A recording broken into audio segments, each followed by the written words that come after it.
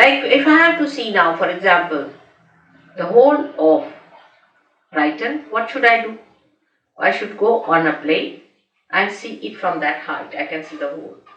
In the same way, in your awareness, in your understanding, you should rise to that point from where you can see the whole.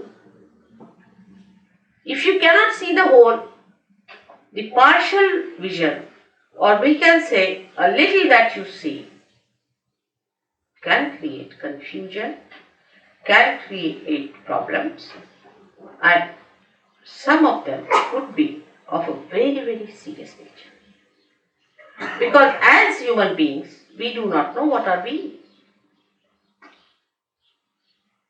This is the greatest problem of human beings, that they say, I don't like it. Now which one is this I? Is that your spirit or is that your ego?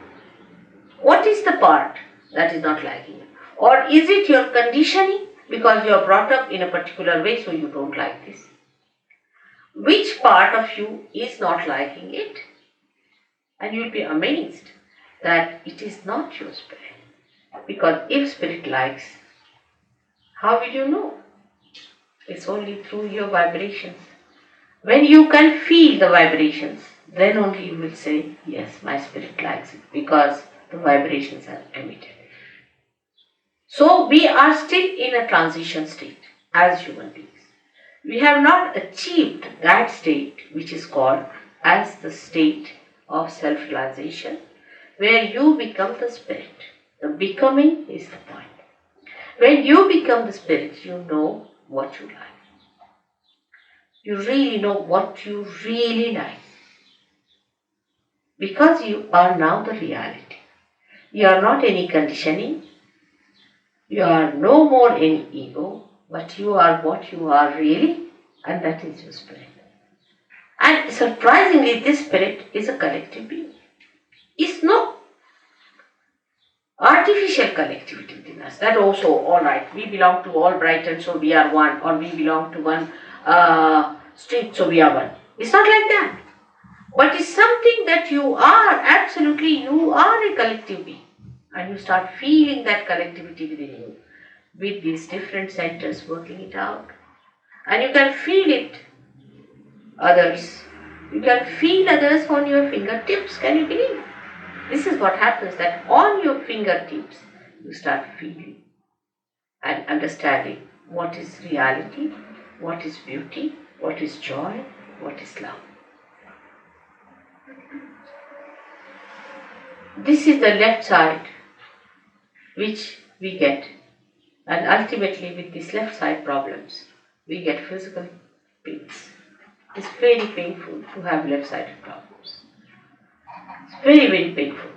The pain cannot be explained, no one can understand, nobody can cure it, you can't tell anyone, and people think that you are fussing, they give you psychological treatments. You just don't understand why this pain is within you. And this pain comes to you from left side, the subconscious. Beyond the subconscious is the collective subconscious. And this collective subconscious is the one where whatever is created from the beginning up to today in the creation is within. And once you go to the subconscious, you just get lost there. You are so overpowered by this power of subconscious that it is beyond you to understand it, beyond you to get out of it, and beyond you to not to succumb to it. And it goes on increasing. Like I asked some people, why did you go on doing it? When you knew that you were not doing it, somebody else was doing it, still why did you continue to do it? They said, Mother, we were under a blanket. It was darkness. We didn't know where we were moving. And we were just going on and on and on.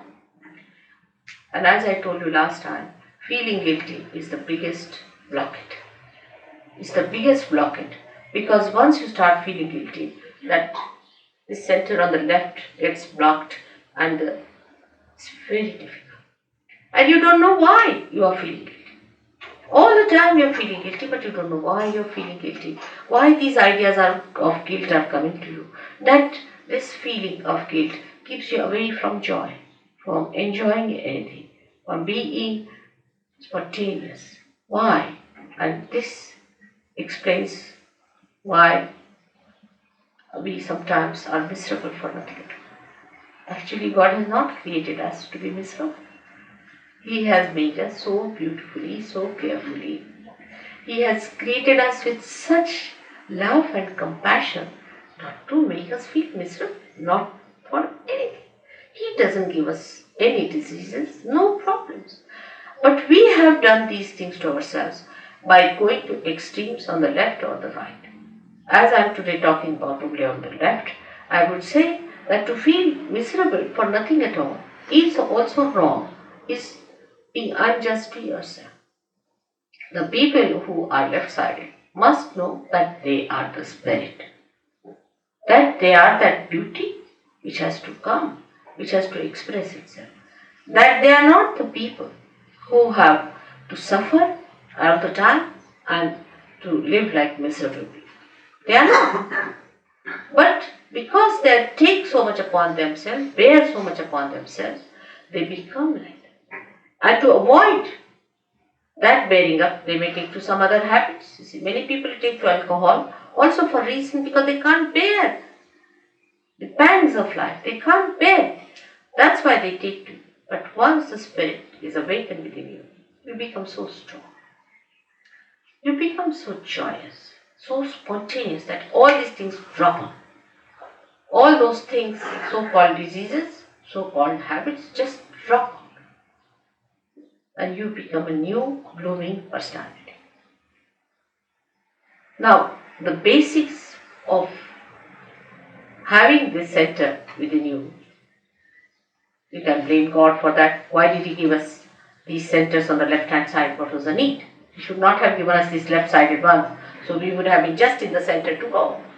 But the trouble is, the human beings have to know in their own freedom how to deal with themselves. They have to learn little hard way, the wisdom.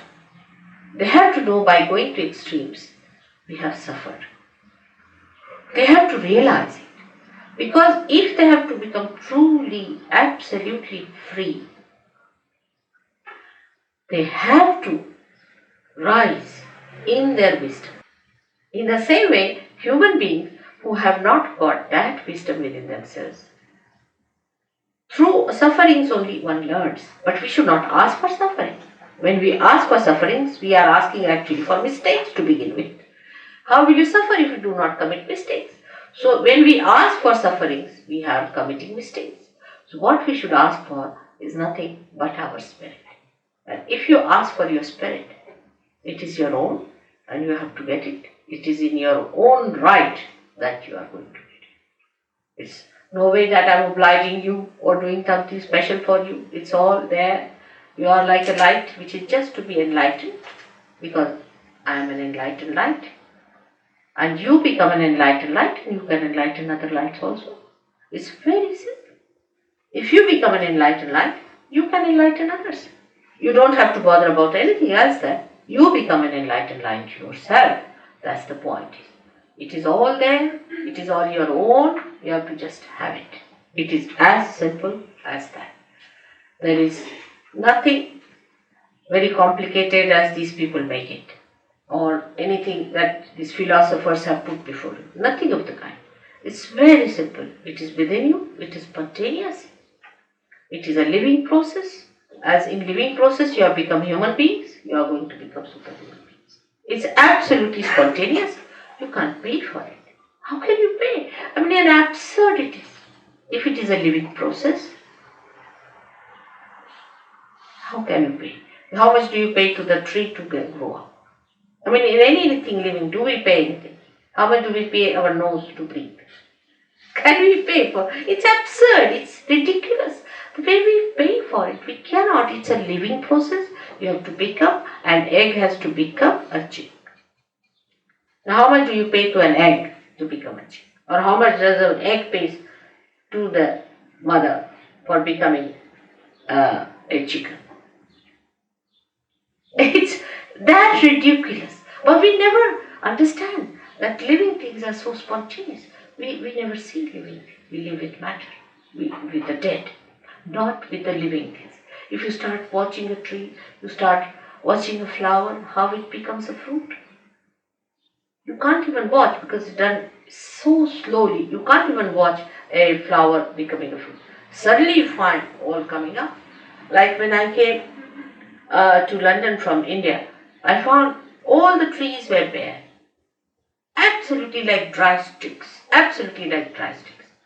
Within a week, what I find is the green coming up. Within the second week, it was all lush. Can't believe it. We never even notice. We take it for granted. It's happening. How does it happen? It's a miraculous thing. If you see it is miraculous, how these flowers, for example, the particular flowers are only on a particular tree, another are on another tree. How does it happen? Who chooses them? Who puts them in proper shape? Who organizes all that? And this is what one has to realize. And that is the all-pervading power of God that does all the living work. And once you become that, the spirit, then this power starts flowing through. You know completely about it. You know how to give it. You know how to work it out. You know how to cure others, cure yourself. You know the complete working of your machinery. Apart from that, you get the power to overcome all the problems of your own machinery also. It's so fantastic. Whole thing sounds very fantastic because we have never seen this before. But to us it doesn't sound fantastic when we see all these flowers suddenly turning into fruits. It doesn't sound. But we see human beings turning into fruits. Then it sounds very fantastic. How can that be? It has never happened before. Only one person would get realization, and it was such a difficult thing, and nobody got it. How is it today? And that mastery is very simple because it's all built within you. Just it has to be connected. Like anything like a television set is to be connected to the mains. It's all built in. It's there. It just starts working. In the same way, you are that. You are that. Just it is to be connected. Whatever may be your caste, community, race, nationality, shapes, heights, anything, whatever it may be, makes no difference because all of you have got this great thing within you, this power of a rebirth. And you are to be born again and you will be born again. Why not today? There's nothing to get angry because people get angry sometimes because they don't like anybody telling them about something of which they themselves are feeling bad. They don't like it.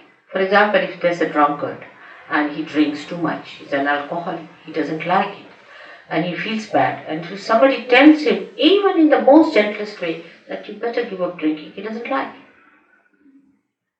But what I am saying is not that you should not do it. I said it will happen that it just drops out. I don't say you don't do this or don't do that, but it just happens. And you must first understand what is the problem and how the problem is overcome.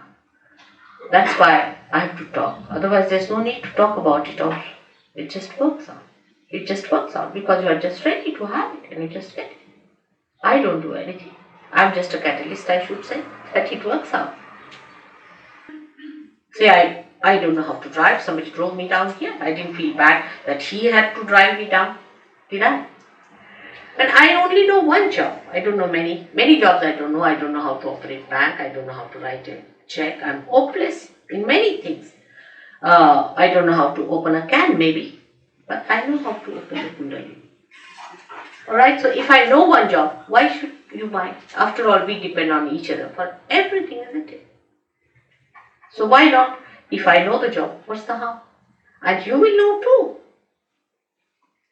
You will know too. But it cannot be done by yourself.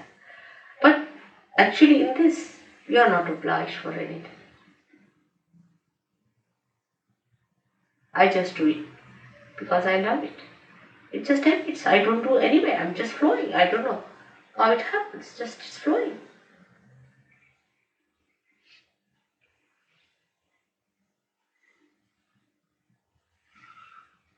I just love for love's sake.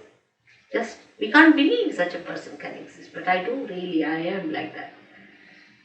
Sometimes you might even, some of the surgeons do feel that I'm too compassionate and that I should be rather strict with people and things like that. So they come and tell me some wisdom about it.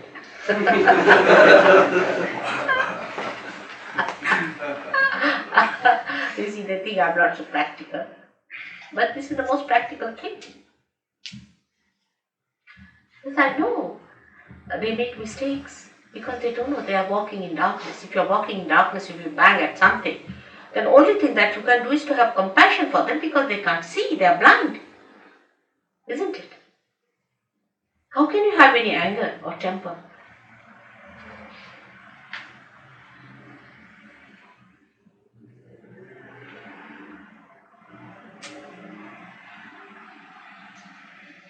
And moreover, I would request you not to have any misidentifications with anyone whatsoever. You have to get to your spirit. That's the main thing.